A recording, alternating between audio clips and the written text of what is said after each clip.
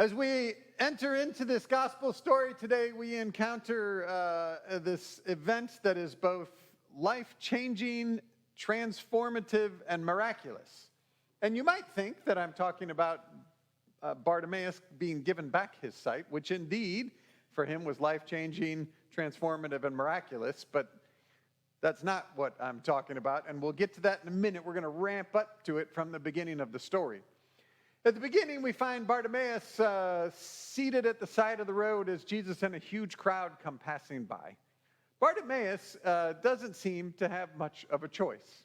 He's begging because in his condition of not being able to see, apparently he has not been able to connect into the commerce and employment and all the things that might have allowed him to take care of himself in his day and time.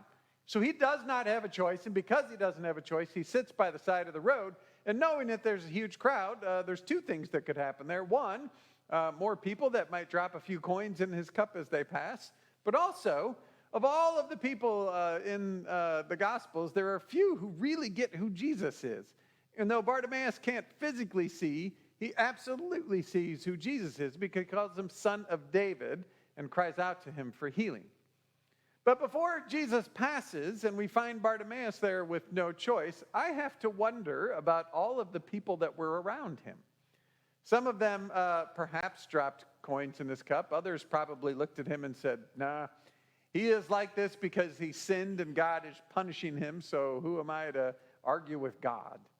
I don't bet that anyone looked at him and said, hey, I have a small business here in the community and I could probably, if some accommodations, give you a job so that you could help make some money to support yourself instead of having to sit outside all day just trusting in the charity of others.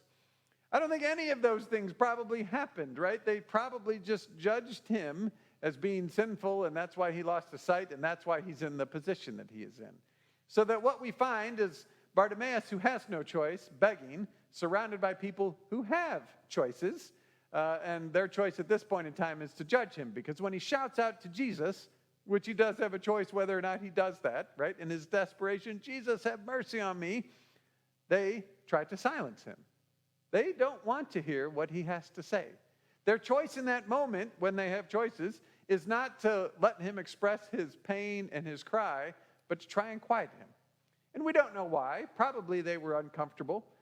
Maybe they felt a little guilty at not helping him. Maybe they were irritated because they came to hear and see Jesus, not to hear this guy shouting out and making a scene. Whatever the case, they choose to judge him and try to silence him when he is in this place where he doesn't really have a lot of choices. Late in the spring, early before the summer, we have a compassion fund here, and the congregation, you all are generous and you give us money to help people that come to us in need. Often that need is urgent, like right now, and so Linda in the office and I find ourselves doing most of the work with that compassion fund to serve people in the community. And regularly those that come to us are families who are in need of shelter. I remember this one was the one late in the spring, early summer, where as I arrived at the hotel, sometimes we can handle it from here, sometimes I have to go. The dad had taken the afternoon off of work and borrowed a truck from his boss that had all of their earthly possessions packed into it. They were moving from the different hotel to this hotel because there was an incident with drugs at the other one that they wanted to get their children away from. Now, you might wonder, how did they end up in this situation? Well, he had a job and they had a place to live, but in the pandemic early on, he lost his job, and then they ended up getting evicted. You've heard about an eviction moratorium, but it wasn't as easy as it sounds, that it just somehow went into effect, and they didn't get that. And so now they have an eviction on their record, and when you have an eviction on your record or bad credit, it makes it much harder to find a place to live. And then when you get behind, you don't have first and last month's rent and security deposit to get into a place to live sometimes. And there are all sorts of other reasons, medical crises and other things that land people in this situation where I am now standing in a hotel lobby with them, and they are trying to figure out how many nights we can pay for. And we're talking to the clerk behind the desk, and we get it all worked out, but then he says, I need a credit card for the deposit. And our church card, we can pay for the room, but we don't pay for all the sort of incidental costs. And so they wouldn't accept ours, and and they didn't have one because theirs had been stolen. So there we are in this crisis, right? Trying to figure out, do they get a night here? Are they going to have to try to sleep outside somewhere in the car? But they don't have a car. Like, it's terrible. In the meantime, I had brought some food, and I handed them a bag of food, and one of their children said, "Look at all that food, just one bag of food." And he was so blown away by that much food for them as a family on that day. All of this is to say we eventually got that worked out, and they were able to get their whole family into that one hotel room. But in that moment, they don't have a choice. They don't have a whole variety of options. Because of the circumstances they have landed in, that's the choice that they have, is to ask for help and hope that someone has mercy on them. Some of the people that land in that situation have made bad choices with credit, or they've had medical crises. Like, sometimes it's out of their hands, sometimes they've had a part in it, whatever the case. Somebody reminded me this morning, they said it doesn't matter, we all make mistakes, right? That shouldn't be the thing that lands you in a place that you can never get out of, this cycle of poverty. But whenever I'm there, I'm always mindful that I have lots of choices as to where we live. We could choose to rent or not. We could move and pay for the expenses to do that. But even my choices are limited. I can't just live anywhere. But then I think about Jeff Bezos could probably buy my entire neighborhood without even knowing that he had spent any money, and move all of us out of there and turn it into whatever he wanted, right? Because his resources dictate a different level of choice. But whenever we're encountering people in our world, I wonder how often we who have more choice than others find ourselves in a place like the crowd that gathers around Bartimaeus, where we hear their cries for help, and instead of responding with mercy, perhaps respond with judgment, respond with trying to shush them and keep them quiet because their suffering makes us uncomfortable. It can be people who are homeless who might be asking for help, and we simply say, "Look, you made some bad choices, sorry." Or maybe you see a panhandler and say, "He's just going to drink it away." Somebody probably said that to Bartimaeus, right? "Why would I throw anything in his cup? He's just going to drink it away." That's a judgment, right? And it's looking at that person who's crying out for help and not helping, but instead, right, finding a place to use our choices as a justification to judge theirs or the lack of choices that they have. Sometimes it's not economic. It more has to do with just our people being people. Different ethnic groups and communities, we sometimes judge people because their English isn't that sharp, and they may be crying out for help. And if our response is, "You know what?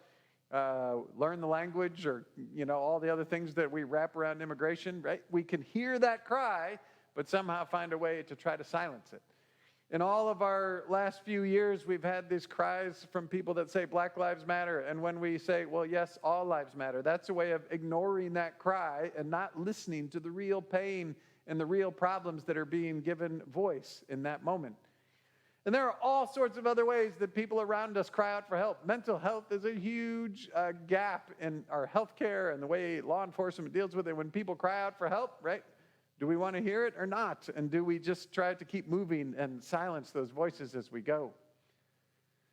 Even as I say all of this, right, there are those that have very few choices, and we who have choices may judge them. But in this country that celebrates our freedom, we really aren't as free as we think we are, and most of us don't have near as many choices as we think we do. There are huge multinational corporations that, because of their commerce, dictate lots of things that we don't have choices about. There are economic necessities of food and shelter and all that some have more choices than others, but ultimately we're all limited. And then there's just the limits of human beings.